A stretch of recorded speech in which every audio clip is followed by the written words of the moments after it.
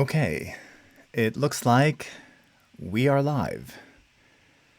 How is everyone doing today? Very nice to see you. Thank you so much for joining me on Facebook, Twitter Periscope, and YouTube as well. Very nice to see you on this Friday. Good morning, good afternoon, good evening, wherever you are in the world. My name is Jason Levine, Principal Worldwide Evangelist for Adobe Creative Cloud, and for today's brief live stream, I'm going to be talking about something that a couple people asked me earlier this week. That is often how these things get or become live streams, and that is simply what's the best way, or what's a good way, what's the way that you use for exporting to YouTube out of Premiere Pro. So that's what we're going to talk about today.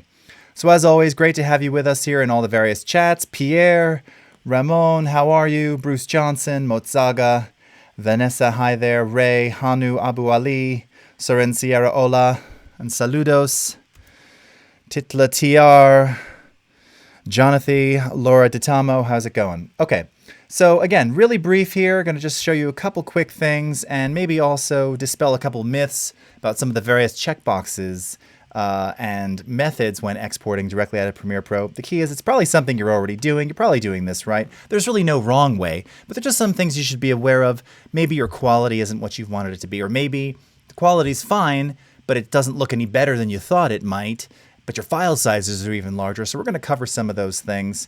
And if you've got questions, of course, ask them here in the chat. I'm going to go through this kind of quickly, and then I'll come back to questions in the chat. So I will get to you. Just be patient. All right. So with that, let's go ahead and what's up, David Presenter? Switch over to my screen, and we're going to the content I'm exporting today. It's featuring some stuff that I've shown recently on stream from an old shoot that I did in South Africa in a place called Sabi Sabi. And this was actually some content that was used at during the launch of the Nikon D800, when Nikon kind of revamped their camera line some 7 years ago, and thus changed the codec also. Now, it was still an H.264 based video codec with the D800, but it was a much higher bit rate. Additionally, like the previous iteration of their camera systems that shot video, like the D7000, D700, not only had very low bitrate video, but they also used like 11K audio. So this was, proper 48K. I think the bitrate on the H.264s was like 24 megabit or something. So at the time, it was even higher than the then very popular Canon 5D7D. Anyway, I shot this content. This was shown there.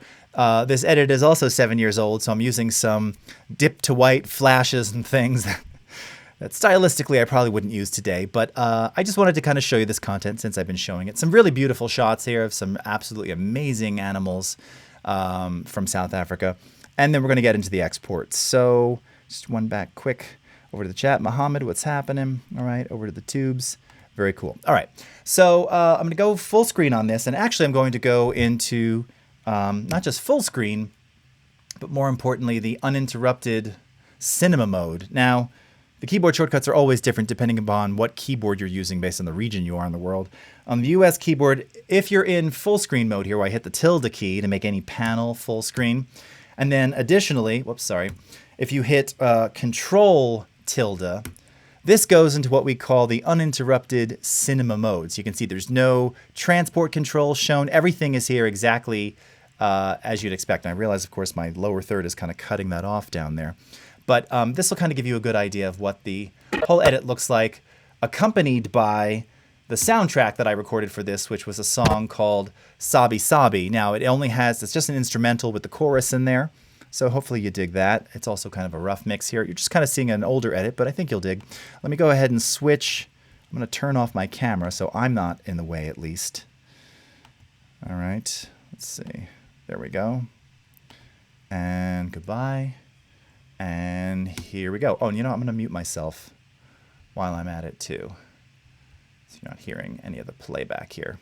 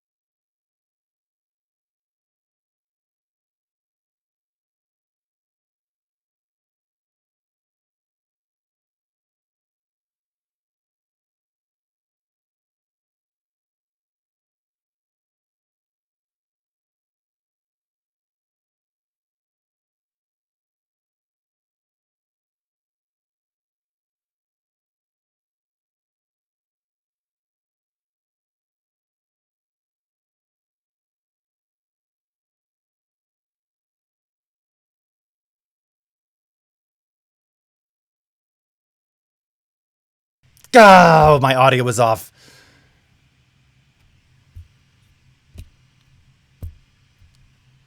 Thank you. Glad to see that comment there. Oh, no words. Lots of words spoken. Let me see if I can remember all the things I just said.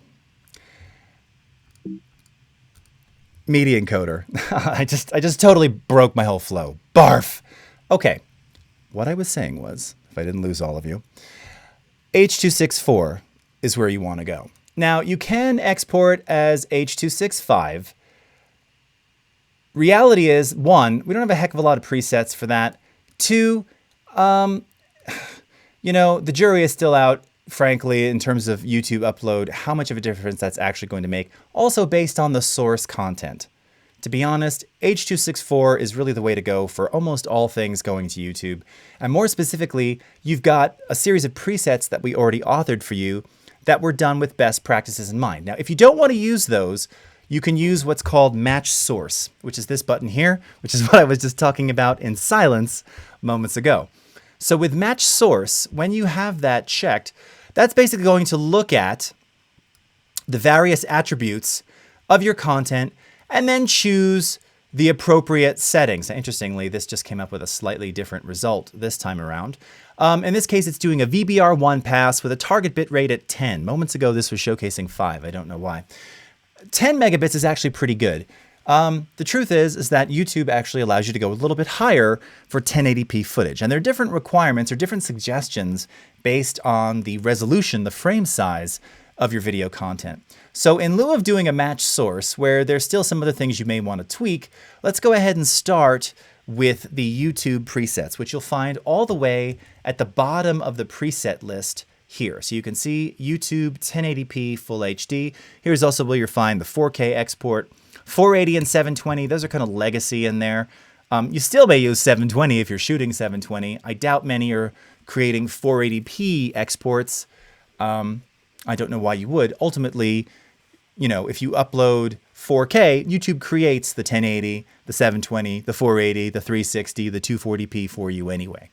So with YouTube 1080 Full HD, let's take a look at what we've got in here. So effectively, this is kind of doing a match source as well. You're seeing that it's maintaining the same width and height, obviously, 1920, 1080. Frame rate 23976. It's progressive, so there's no fields here. Aspect square pixels.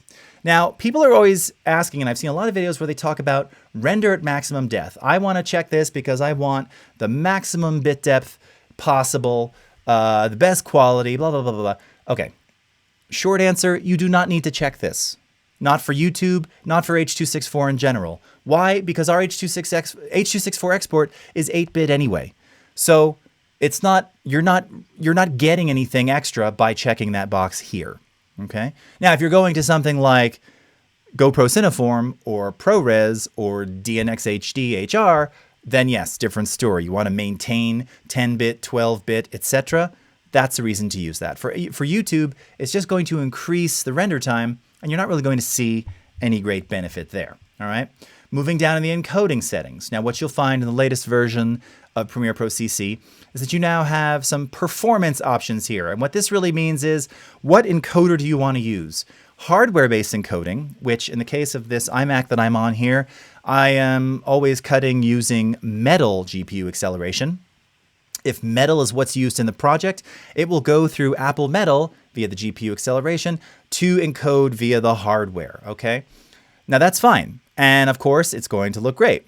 Now you also have software encoding, which eliminates the GPU there.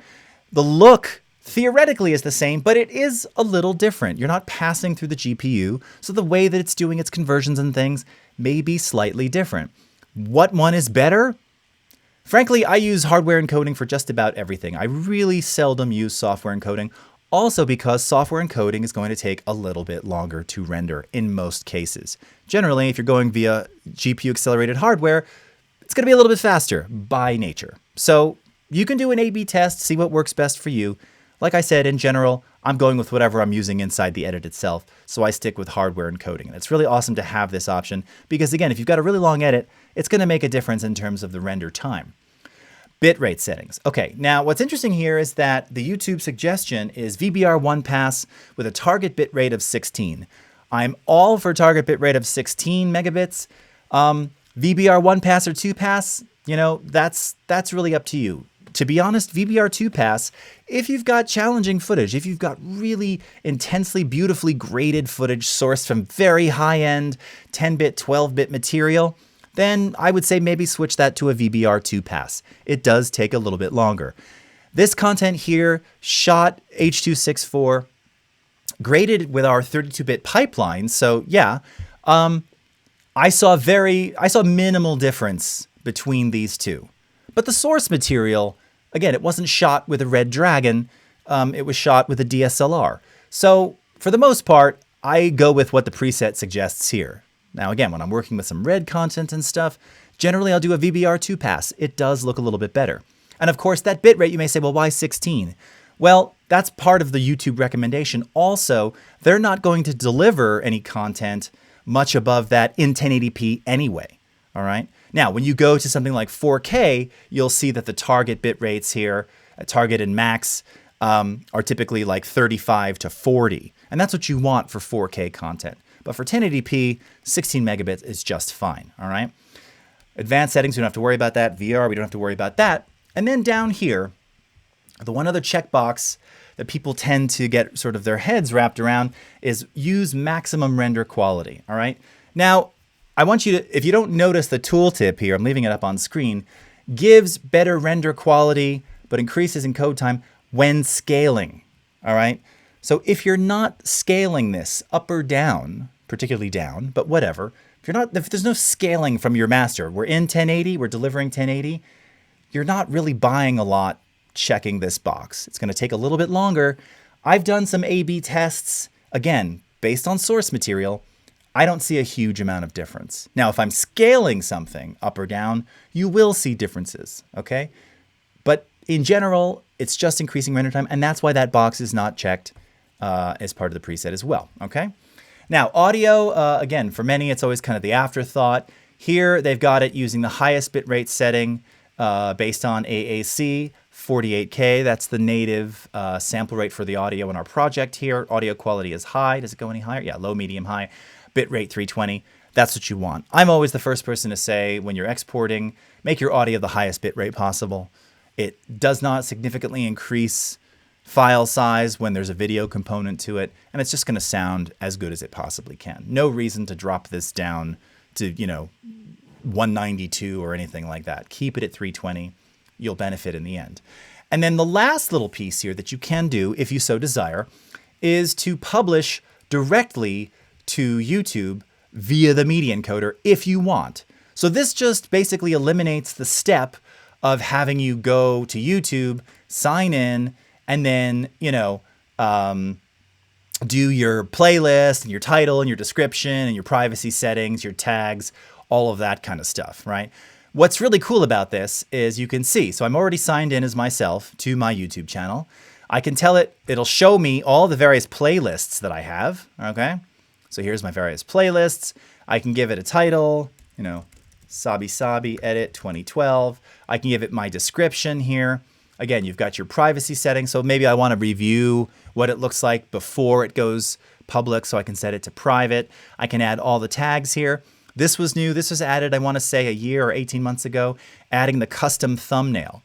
So you can either do a frame from the source video, and it'll take the current frame that you're seeing over there, or from a file that you've created in Photoshop. I love this. I love just being able to create and do the thumbnail right here.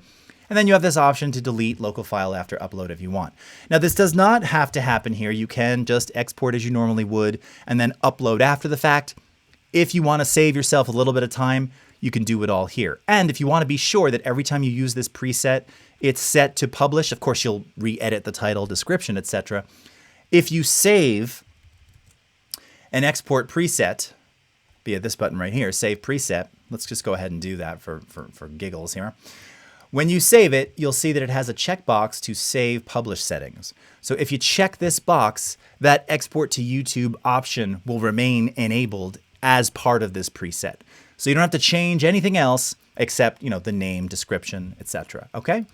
Now, the very last thing here before you perform the export is which of these buttons do I actually use to perform the export? And this is where there's some confusion. So we have the Q button and the export button. The export button is, let me step back a second.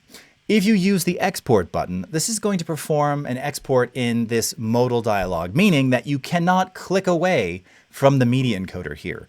It also means that it's going to take all of the resources of your system and put those towards the render. So in theory, using export can be a little faster than sending it to the background queue in Adobe Media Encoder.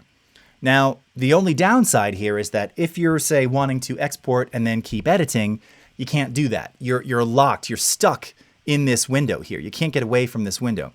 If you want to go and start working in After Effects, I mean, maybe your system's going to be really slow because it's using all of the predominant resources to export that file. So if you want to export and work on something else, that's why you use the queue option, okay? So when you queue it to Media Encoder, let's just go ahead and click queue because I want to show you one option there. Compiles the project, launches Media Encoder, sends it here, and now it's ready to go. Now, of course, you can queue multiple things, right? So the benefit with Media Encoder is that it's going to do this in the background. This is also where, just like we saw hardware encoding option, this is where you can choose your renderer. So again, for my system, I've got Metal, OpenCL, and then software only. On my previous Macs where I had NVIDIA cards, you would also see NVIDIA CUDA. Something to keep in mind there, again, I want to reemphasize. Let's say that you exported through Mercury CUDA GPU acceleration. And then you did a software export. Do they look identical? Probably not. They're going to look a little bit different because you're passing through NVIDIA's GPU. It's rendered slightly differently. So it's going to look, does one look better or worse than the other? No, not necessarily. Are they going to look virtually identical to most people? Probably.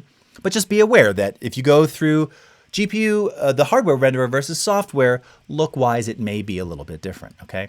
Now, if you are going to queue it and you really want to work more in Premiere, but also kind of maximize your time, one little key preference checkbox to be aware of can be found under Premiere Preferences Playback. If you go into Premiere Preferences Playback, there's a checkbox here that says Pause Media Encoder Queue during playback. Now that may seem like, oh, well, why would I want it to pause if I'm playing stuff in Premiere? Doesn't that slow things down? Well, yes. The reason why that's enabled by default is because, again, you're using, even though it would be, say, in the background, you're using a lot of resources to export that media. So with this unchecked, what potentially could happen based on your system is that your playback may not be as smooth because you've got all these other resources being diverted. So again, you can kind of A/B this based on your system to see if you lose any real playback performance. Naturally, you still always have access to things like fractional playback. So if you're trying to play back at 1/8 or, you're working in 8K, so you're playing back at 1/16th resolution, it's probably not going to make that much of a significant difference, but it's just something to be aware of, okay? And if you ever notice, like, gee, I'm doing all this stuff in Premiere, you go back to Media Encoder and it's not done, well, that could be why, okay? If you're playing for a very long time, it's not going to be exporting. So keep that in mind, okay? And that's it. That's it. That is the secret. So again, really simple. Export media. H.264. That would be the recommended codec here. You can choose one of your own presets. You can even see I've got a couple in here. Or of course, you can choose the YouTube presets. Again, if we were into something like 4K, all right? It's going to give you all the standard things that you need. Again, if I were to scroll down here just to kind of show you. So in this particular one here, you can see that the target bit rate, 40, right? Which is what you want for Ultra HD content. And that's what YouTube is expecting as well, all right? Q is going to send it in the background queue to render in Media Encoder, which allows you to really more seamlessly work in other applications, Adobe or otherwise. Export is going to do it right here, right in this modal dialog. But what that's going to ensure is it's going to throw all the resources at it. You're going to get a super smooth, nice looking export, and you still have options to choose hardware or software encoding. And those are some of the ways that you can export with great results to YouTube from Premiere Pro CC. All right, so let's bounce over to the chat here.